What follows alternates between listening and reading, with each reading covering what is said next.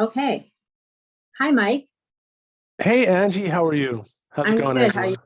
Good. Good, good.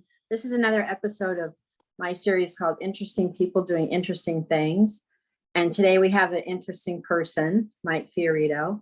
He was the person who kind of set me down this really horrible path of Dog path. performing, Yep. performing. Because you talked me into doing it. Wasn't an improv necessarily, but It was actually, you a, know what? I think I'm wrong. I think it was, I actually suggested to you, but I blame you for it. Like I said, let's do a skit together. So I think the first thing we did was the baseball thing, right? we did the baseball thing. Mm-hmm. Yes. And then we did a performance at Jalopy. I had a night of kind of Led Zeppelin inspired comedy, performance, music, and we did a skit where I was a Led Zeppelin fanatic and you were my disgruntled partner, girlfriend, wife, I don't remember. And and you kind of I was pathetic. I was collecting Yeah. Led Zeppelin pendants and all kinds of memorabilia, and you'd kind of had enough with me. I was like, Uh, get a job. exactly. And I hated Led Zeppelin, which I really do in real life too. So that was easy to Yeah. play. Yeah, and Yeah. then I think, and somehow I think how we ended it was somehow in the at the end I ended up in possession of with custody of all your Zeppelin albums. Right. That's And my stuff. I mean, I still have like Led yeah. Zeppelin, like the guy from Led Zeppelin 4, the guy holding the lamp, the wizard.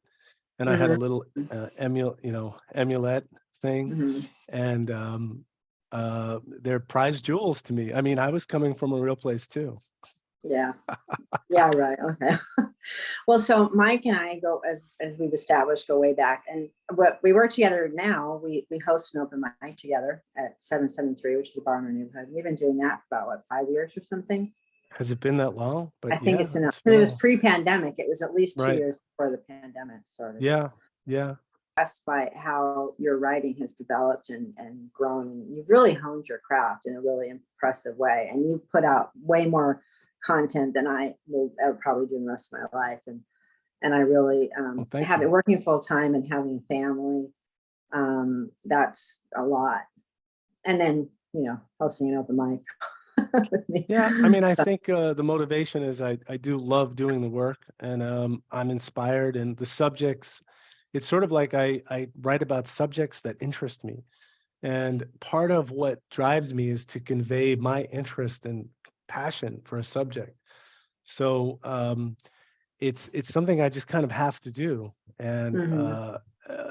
with I've kind of slowed down some of the newspapers and journals and magazines to be a little bit more focused, especially with the book coming out. There's just too much to do, and it just becomes overwhelming to hit dates that I have to Right. get things done. And of course, there's interviews and there's rewrites and there's edits, and you look at my work often, which is extremely helpful.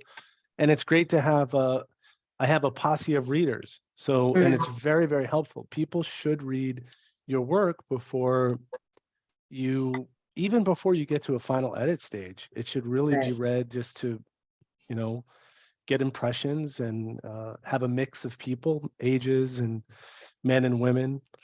So I feel like we're involved in each other's creative work, which is a lot of fun. As many of the folks at Vox Pop are, Mhm. we plan. Musicians play with each other. Uh, Susan and I have played together a long time. We've done improv together, so it's kind of, Mhm. I hate to use the word community because it's so overused, but it is a community of people working together and collaborating and making each other better. So I think we're lucky to have each other, really. I totally agree with you. That's one of the things that I talk about a lot with friends and people who don't live here. And when they come visit, they're always like, "Wow, your neighborhood's crazy." It's like you've got all these people, so many people, and that's not because I'm gregarious, which I am, but it's just that people, because we're all involved in creative things. So many of us are involved in creative things. It's like I meet one person and then somebody that we get introduced, and so there's a lot of cross pollination of ideas, and Yep. it's really exciting and it's really fun, and it's one of the things I really love about this neighborhood.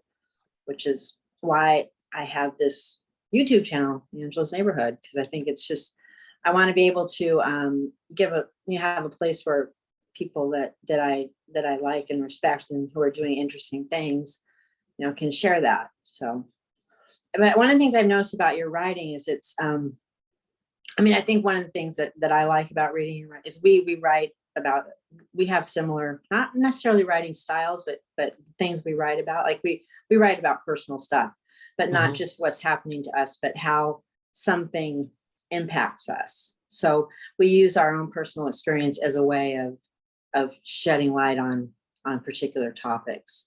But one of the things I've really liked about your writing, because you've done essays, personal essays, narratives ever since I started reading your stuff, but it's become more focused now, and your topics have changed in a really interesting way. Because you did the book, you did the Guido book, right? So you've done a lot of writing, and one of the things I really love about your stuff is when you write about your growing up years, because I think that's really one of your strongest types of writing that you do. Because Mike, you can maybe want to talk a little bit about this, but Mike grew up in Queens in the projects, and I guess Brooklyn. We think we're tough in Brooklyn, but yeah, whatever. Queens probably has Brooklyn beat out in that. But one of the things I just really like the way you write about your childhood, because it's very immediate and it's very real, and you maintain the kind of the style of speech there. So well, you want me to talk about that for a second? So yeah, I think that just on the point of Queens and Brooklyn, those things are relevant in a sense. They're really, it's the lines that separated Queens and Brooklyn they're really imaginary lines, because there's so much similarity, and the deeper you go into both boroughs, the more exotic and strange they become, to be honest. I think one of the reasons I began writing about the growing up stories is because they were difficult times. They were hard times, and writing about those things forced me to be very honest and to touch on painful things. Painful for a number of reasons. Personal experiences. The boroughs were very different when I was growing up, and when I wrote really the hated ones, which is which is also, it's very much about growing up in Queens. My thesis was to write about subjects that were completely humiliating and difficult, and things you wouldn't want to talk about, things that were embarrassing, because to me those are engines of stories. And often the character, and I really made a point of not making the character look good. I didn't want the character to be off the hook. Yes, of course, it's kind of loosely based on me, but the point was to let the reader know more than the narrator, because there's a power in, I think, as a reader. It's comical and it's interesting. But yeah, I think that's those things. My siblings, we talk about growing up. It's kind of like PTSD. You grow up in those places. It's tough. There was violence. There were gangs. There were, things that happened. I mean, there were a lot of other good things too. We played basketball. We played sports. We lived right across the street from the Department of Sanitation park, which is kind of ironic that there was a park, but it was a part of the Department of Sanitation. So it was the depot for all the garbage trucks. And so they, just to put it there, they gave us a gift, and it's still there. There's a baseball diamond, there are handball courts, basketball courts, and a lot of great people come from there. And people that do come from those places, or specifically from Ravenswood, they'll say, man, I'm so proud and glad I came from Ravenswood. It just gives you a 360 view of the world, especially if you leave it. Because people who go to elite schools and who are run in different kinds of worlds, they just don't have that penetrated sense of what those worlds are like.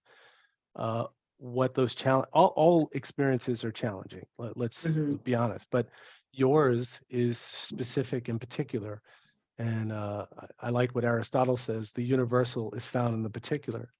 But in our case, it was struggling through, uh, um, socioeconomic uh, difference and Mhm. deficit, and having to work through that.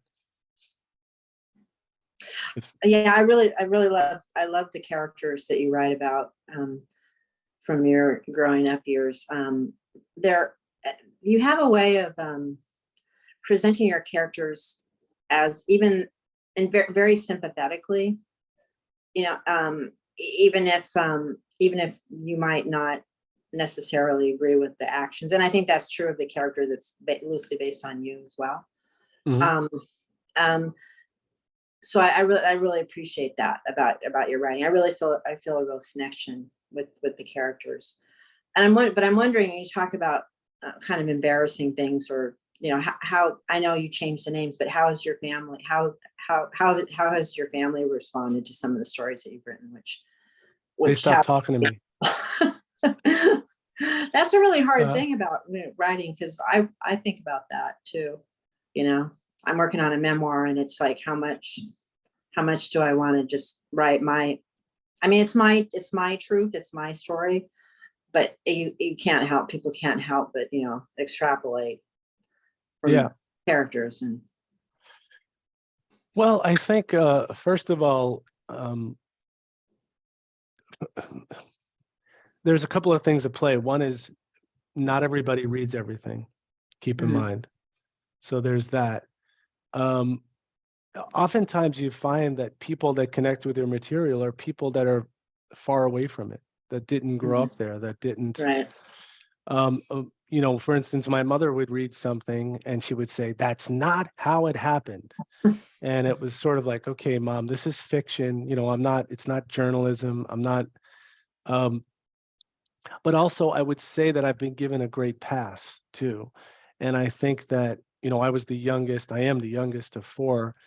And in a sense, I probably experienced the the brunt of difficulty. My father was a gambler. We were in the projects. It was a tough place to be. I was the youngest, and I think that writing about it is, in a way, it's taking the lemons and turning it into lemonade. And I think that while I think they all relate to it, um, but I also think they give me a pass and they say, Mhm, okay, well, this shit happened, these things happened, mhm, and you've made good with it. My mhm. brother jokes with me because he says he falls asleep in the first paragraph. But meanwhile, Does he he wake always up? Does he pick it up when he wakes up, or no, but he's not really a reader. So you have to also know your audience and know who, right? there are people that are, um, you know, people have taught Call Me Guido and, Mhm, PhDs, and there are other people that connect with it, people from completely different experiences and backgrounds.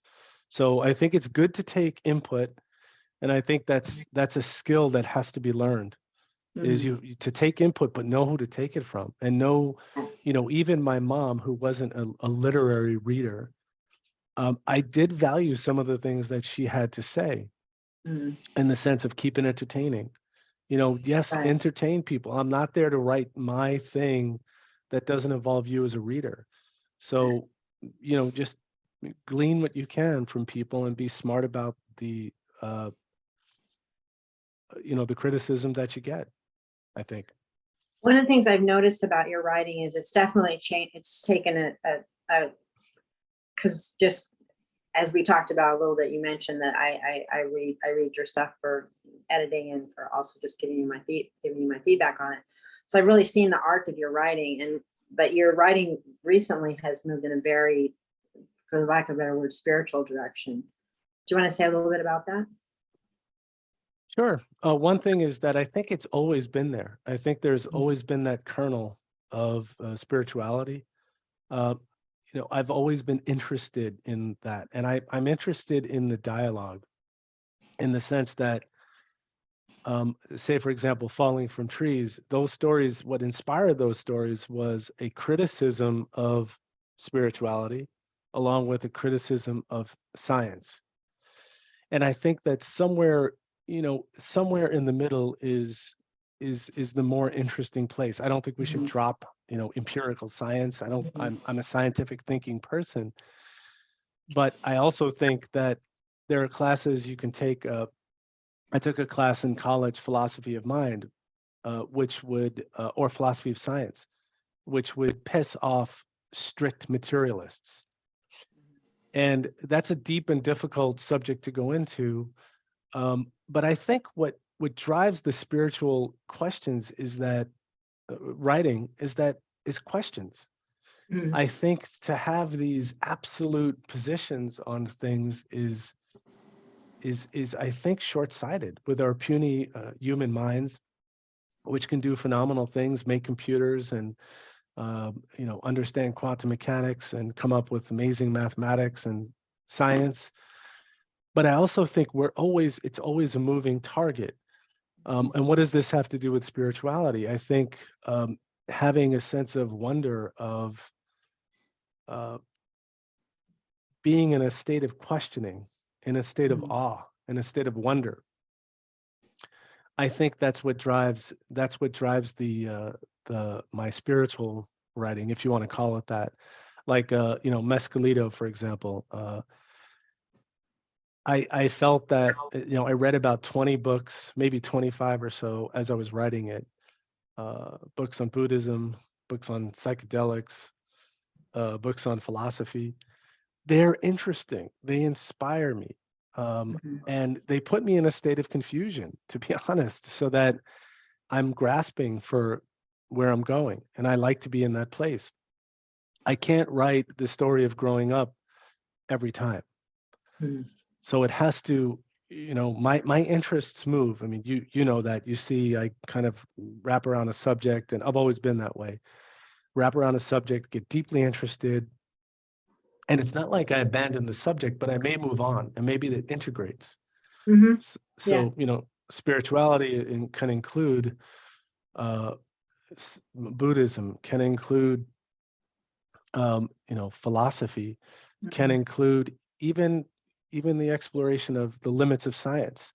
I mean, we're looking today and saying that quantum mechanics seems to suggest that without a human mind, the wave particle doesn't collapse. There's something that we see the world as it is because we have consciousness.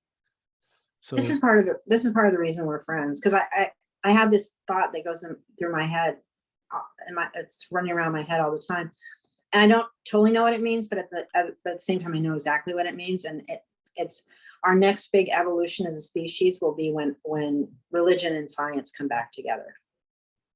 I 'Cause, agree. I agree. and I think that started with quantum physics when we splitting the atom, and we saw that within the atom was the universe, and everything is the same, Mhm. and yeah, so I think We're that's all really, star stuff, as Carl yeah. Sagan says.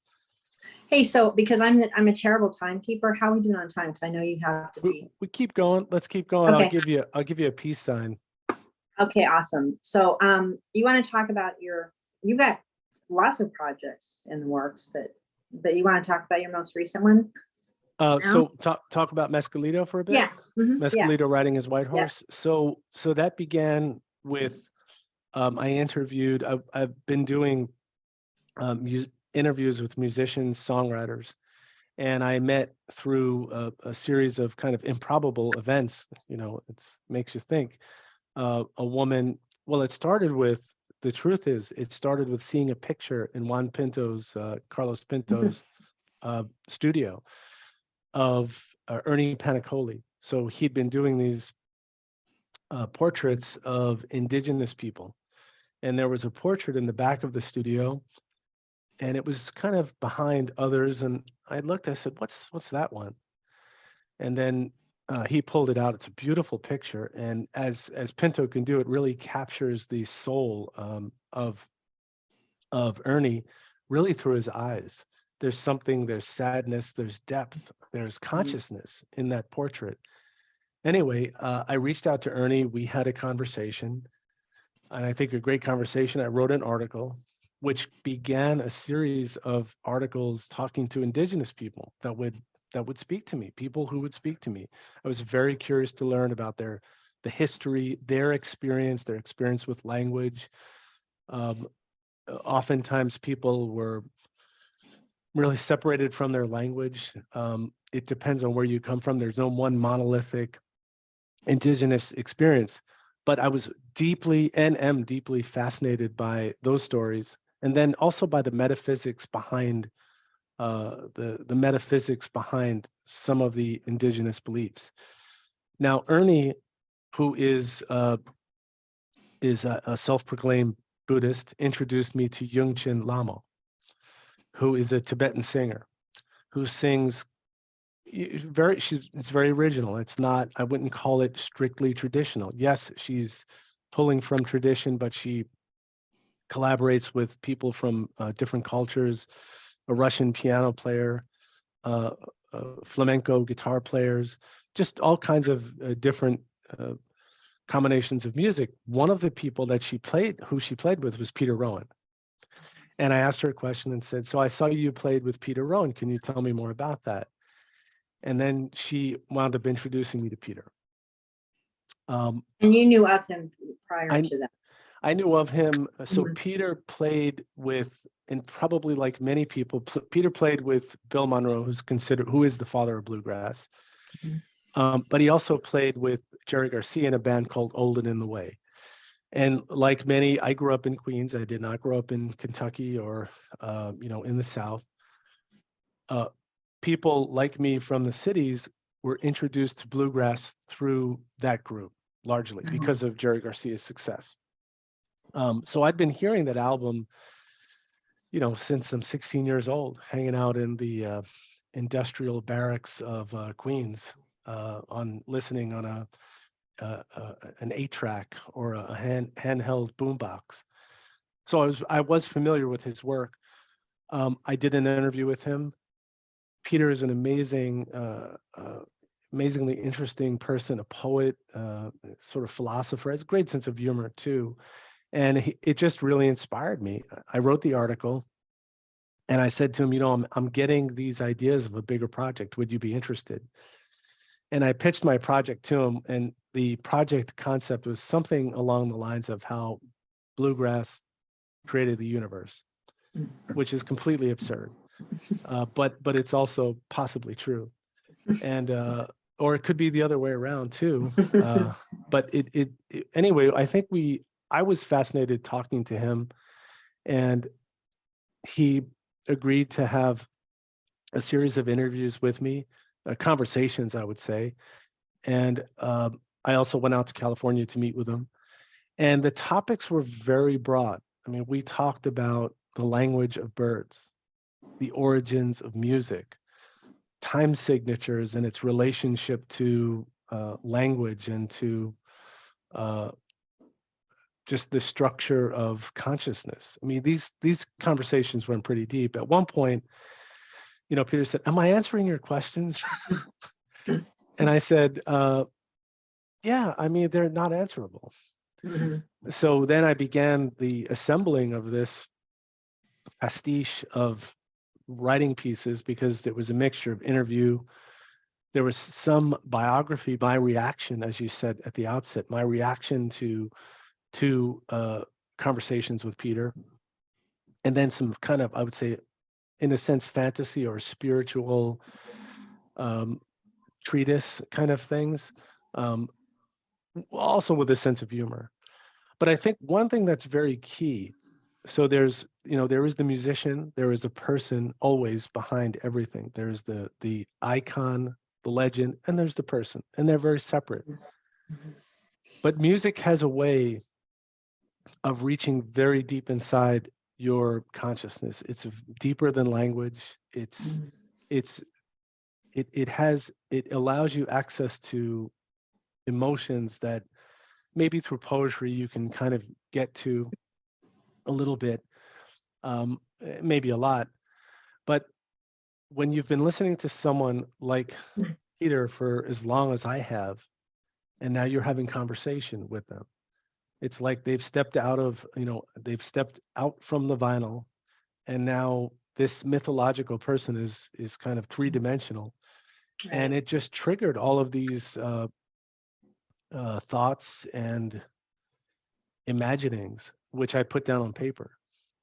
I think of music as kind of like the sense of smell. It's like there's it just invades your psyche in a way that it can evoke things, It's like evocative. you hear a bar of music and it's like it throws you back to another time, you know. E- Exactly, your personal emotions, Mhm. growing up, a former relationship, people you miss, joys.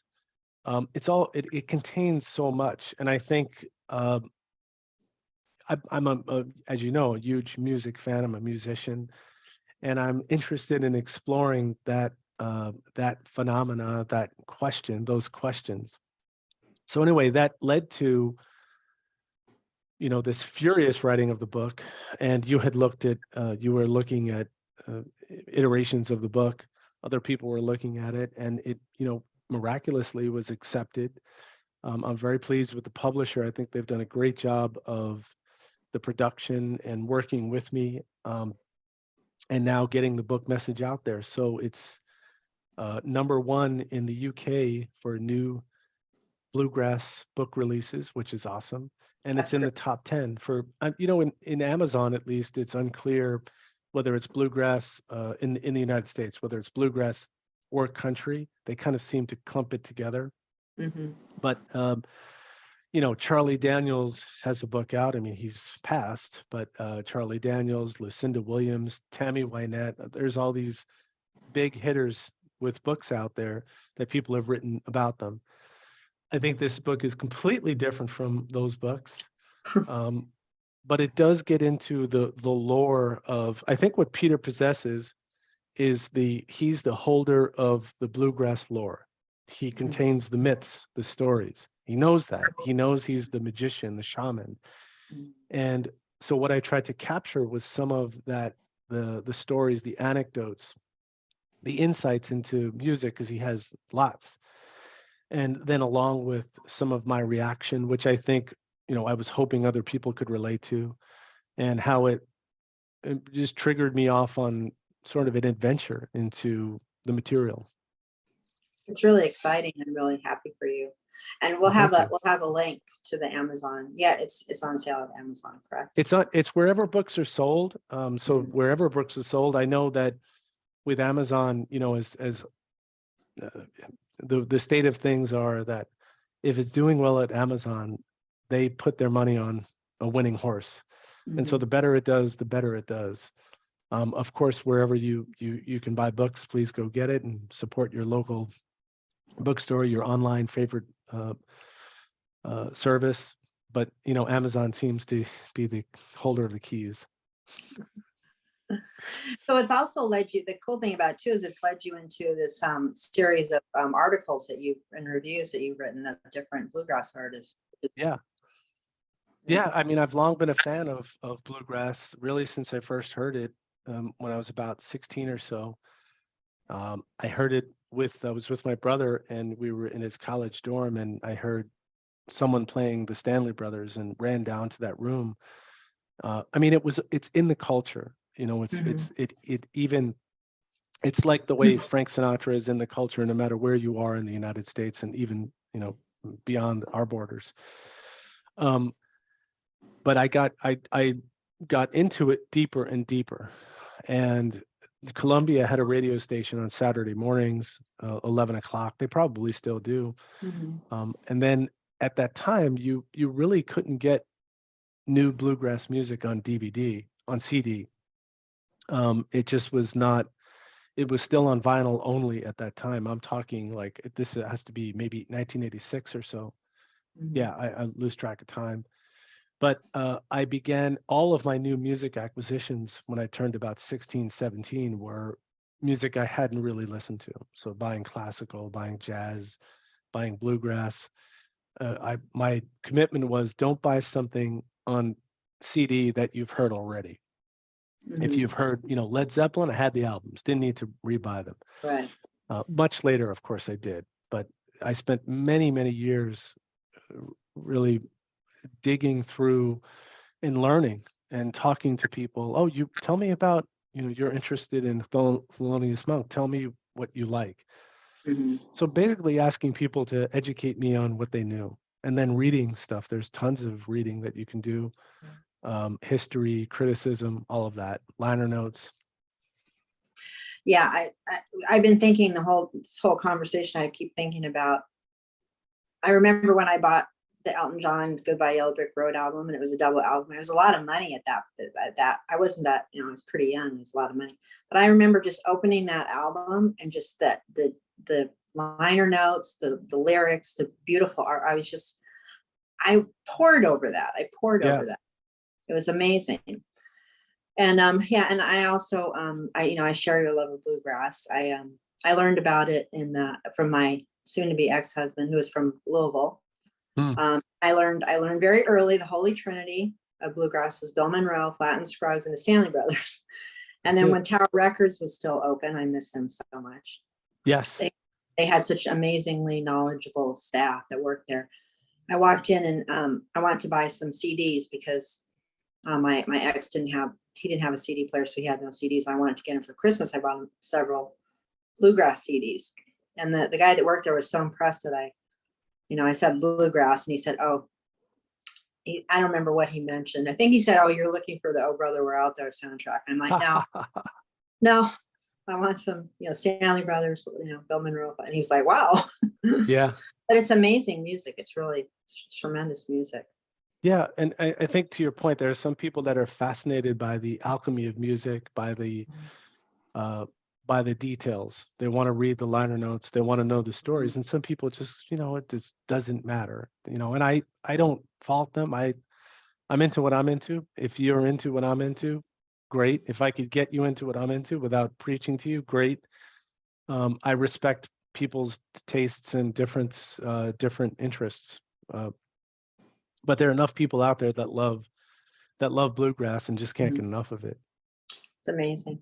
Well, I don't want to keep you too much longer because I know you. That's okay. You want to just close on the new stuff? Yeah, I wanted to give you an opportunity to talk about and I wanted to say too, I'm so impressed by it. Like I mentioned already, that you're just putting out so much stuff, but it's really quality, and I really enjoyed it. So, Thank you. So here's another one that I did some read throughs of it, and I'm really excited about this book too. So you want to talk a little bit about that before we sign off? Sure. So this is a kind of UFO themed book, and I think, like so many people, I mean, I'm new to the subject. I've always been into space travel and science and that kind of thing. Always been interested in the possibility of extraterrestrial life or terrestrial life on this planet that is sentient and not human. But I think the big thing was, there are some recent reports. So the New York Times put out a report 2017 or so, and there was, it's multiple modalities of recording. So visual sighting, radar, and then there are other kinds of that, highly trained observers, pilots, who observed through different modalities objects moving at 70,000 miles an hour, and seeming to have intentionality. So moving in some kind of relation to the pilot. I mean, if you go out and you look, you'll find it. Mm-hmm. And I think what interests me is the philosophical implications of this. And I think that's why the government is never going to disclose, I think, any of this kind of stuff, because it's just too overwhelming. It just puts our existence in some unclear, which it already is, in some unclear state of meaning. And why are we here?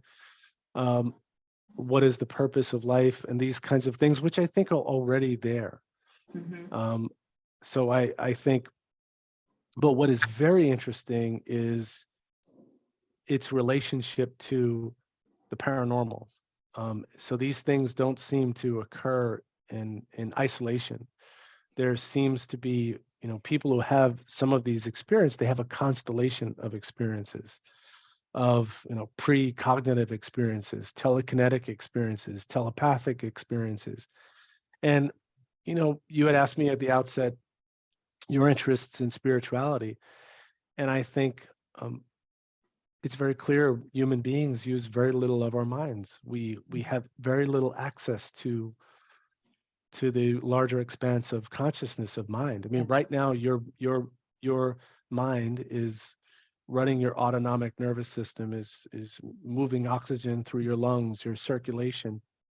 It's negotiating what it's seeing in the periphery, information that it's ignoring, information it's focusing in on. There's so much. I think that it's what interests me is the questions. And what I find interesting is people say they don't want to explore these things because it's creepy, because it's unsettling. Yeah, okay, it is. Life is unsettling. Life is unsettling, but I think there's a richness and there's possibility there. And so I think that's what the book is about, is this discovery. This it's a narrative. So I'm trying to explore these ideas, philosophical ideas, through the vehicle of a story. And the narrator is cautious, he's skeptical. And there are these kind of illuminations and experiences that he has that, inform his understanding. And I don't end on any final statements or any final, I think it ends in a moment of awe and exploration, which is the only thing I can offer people, because I don't have a lot to say. I have a lot of questions. And if I could share my questions, my inspiration, what inspires me with other people, I think that's the goal. And there's joy in that. And when someone reads something you wrote and they say that it moved them, that it made them think, that's the greatest joy for me, is you do art that connects. Otherwise it feels lonely and, Which art pointless. often. It does. Yeah. We're lonely people to sit on our butts and to do the work. One of the things that I appreciate about this book, because it kind of goes along with the way I look at this kind of stuff, because since my childhood, I've been very, very young age, I've been interested in supernatural and paranormal and all that stuff. It's always fascinated me. And when people will comment on, oh, how can you believe that stuff, with the implication that I don't have a rigorous, kind of analytical brain, which I have an extremely analytical brain, and I'm very skeptical. But I think it's also, how can you be so arrogant to think that you have an understanding of every possibility? And if we haven't proven, quote unquote, proven something, it can't possibly exist. Well, who in the hell would have predicted the internet? 50 years ago. It was just like, if you were trying to describe the internet, people would have thought you were nuts. Yeah, absolutely. So, yeah. And I think in order for something to exist, we have to kind of dream it into being, because otherwise we would just never go for it. Imagination is greater than knowledge. Exactly. So I that's one of the reasons I appreciate this book, and one of the reasons I think we're friends. Yeah. I appreciate you. And I'm so happy for you and excited that all this stuff is happening now. It's really great. Well, thanks. And I'm glad that you're a part of it. And, in so many ways, just a part of the writing process, a part of the performing process. And it's great to have your people, your tribe of people, that you're involved with each other's work. You support each other. And I think it's a great gift. So I'm very lucky to know you and to know some of the great people that we have around us. We can't let them go. I know, exactly. I feel the same way. And I hope you'll come back after the next book. What's the title of the book? For All We Know, but I hope no one steals that title. Yeah, you can't copyright titles, unfortunately. Right. Yeah. Oh, well. But you don't want to use a title that exists. So it's a good title.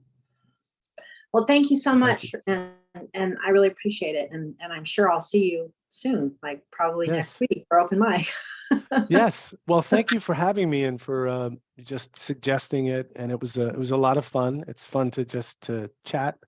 And thank you so much, Angela. We'll see